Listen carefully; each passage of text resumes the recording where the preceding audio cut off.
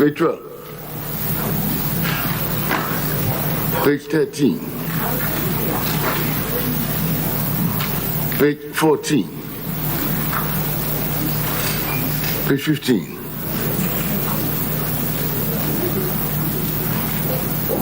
Page 16.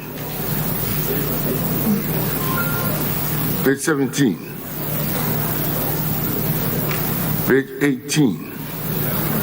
Yes, Honorable Mr. Speaker, Chairman. page 18, item 16, the Minerals Income Investment Fund Amendment. Debate concluded, Mr. Speaker. The only thing we didn't do was to approve the question. Debate concluded, and if the first deputy speaker who was in the chair, yes, debate concluded. As a matter of fact, we were getting ready to put the question when the minority leader said he was going to call for a head count. So if debate had not concluded, how was he going to call for a head count? Debate concluded. The only thing outstanding is for the question to be put, Mr. Speaker. Yes, Honorable Minority Leader. Speaker, debate could not have been concluded on that subject. Indeed, I rose and then indicated that we had some objections to the bill, particularly in a paragraph which sought to oust the authority of the Public Financial Management Act and other related issues to a special purpose vehicle. So nobody even from our side. It was just Honorable Inus of Husseini and myself. So we said that if the Speaker wanted to proceed further, we will invoke our standing orders to subject it to a vote. And he respected that and said he would defer. Then I said the leader was out of town. Therefore, we needed to subject it to more consultation. And the Honorable Minister for Monitoring and Evaluation proffered some advice. Thank you. Yes. Even Hansard will bear me out when I said debate had concluded. And members on the other side, they intimated, they asked whether I was even the speaker to say debate had concluded. Debate concluded. The only thing outstanding is for the question to be put. We were on this for almost 45 minutes. So I don't know why the table would. And, okay, the Minister. Honorable members, very well. It was consideration stage. No, it was second reading of the bill. And the majority side was to wind up. Therefore, debate was not concluded. If the majority side was to wind up, and the debate is not concluded, let's leave it at that. Because whatever it is, we can continue positively. Let's have a purposive application of the rule here. Well, incidentally, Honorable Doctor, I have ruled. We shall, at the appropriate time, we shall have a purposive conclusion of it. Whatever any honorable member says is left, we deal with it and kill that stage of the bill. So shall we please proceed? 18.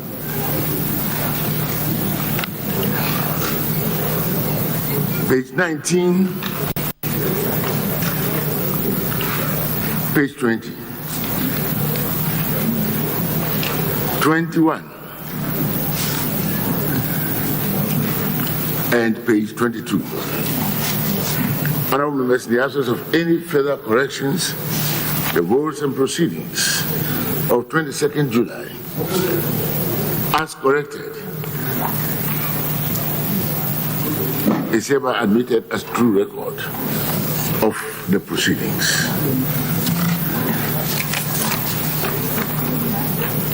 At the commencement of public business,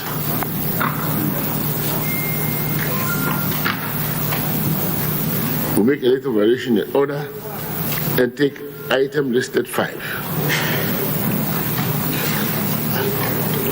Honorable Majority Leader.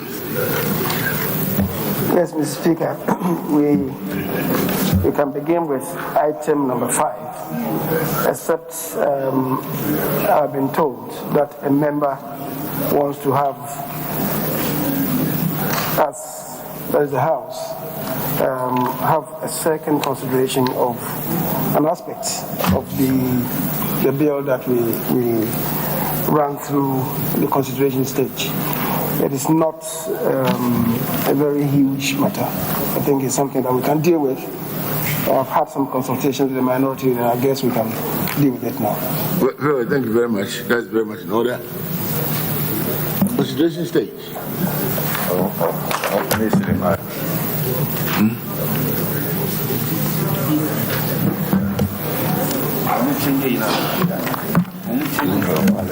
Who is that? No.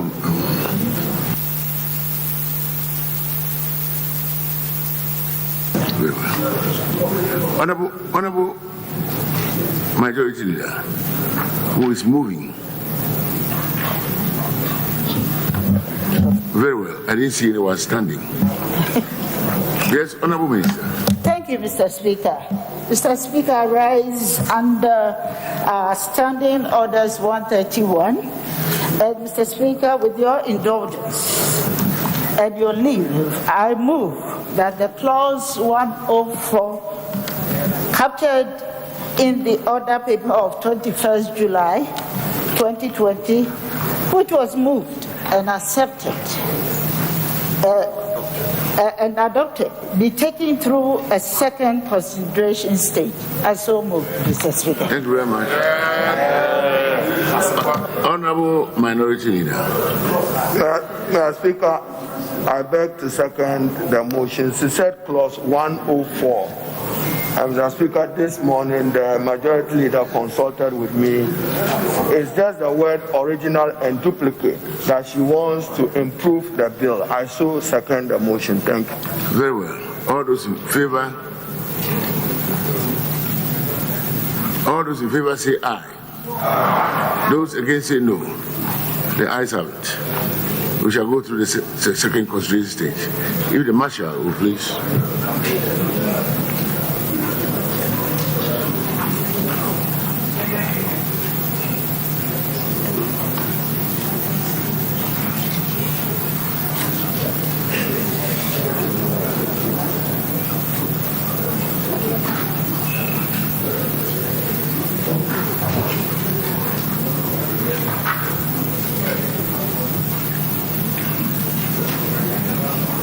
Thank you very much. Now, Honorable Minister. Thank you, Mr. Speaker. Mr. Speaker, I'm seeking to delete the words from clause 104, subclause. You are dealing with clause 104. Additional clause. A traditional clause and an additional clause, additional subclause 4, which reads, where the original of a deed of document cannot be provided, a duplicate or a certified true copy of the deed or document may be accepted by the land registrar for registration if the land registrar is satisfied with the authenticity of the duplicate or certified copy. Mr. Speaker, I believe strongly that we need to delete the word a duplicate because we live in an age where a question of trust, the issue about trust, has always been an issue, even with people, very close family members. I believe that a duplicate is a semblance of the original copy, but a certified true copy is always an authentic one, which can only be requested by the owner of that property. And I believe that if we open our doors for just the presentation of a duplicate, we might put the properties under jeopardy, considering the current occurrences in our country. So thank you, Mr. Speaker. Thank you very much. Honorable Minority Leader. Mr. Speaker, I support the amendment, and it will be instructive, Mr. Speaker, to hear from the first Deputy Speaker and probably Honorable Inus Apusini when we got to this particular clause, I even was insisting that at the end of the words, we should add original to it. But her explanation is that you must have a duplicate to obtain a certified copy of the original. If that is the case, then you don't need to repeat the word duplicate. Other than that, we may be passing a legislation that tomorrow people will just trade in photocopies of documents, and that can create problems for us. So a request for second consideration to delete the word duplicate is sound, and I support it. Thank you, Mr. Speaker.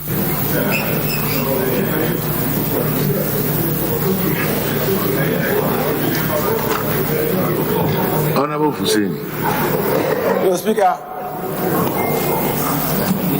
the provision in 104 makes room for the original of the document to be available, and a duplicate of the original, and a certified true copy of the original.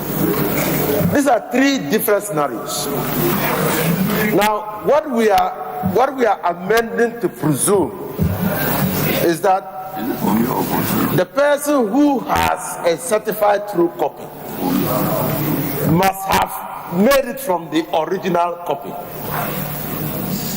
In law, the certified true copy can only be authenticated when the person authenticating the certified true copy sees the original. If they don't see the original, it cannot be authenticated as a certified true copy. That is why this law provides that a duplicate. So if the land registrar is satisfied that the duplicate that the person has presented, mind you, a copy of the land registry document will be with the land registry. So if the land registrar is satisfied that a duplicate of the land, the document is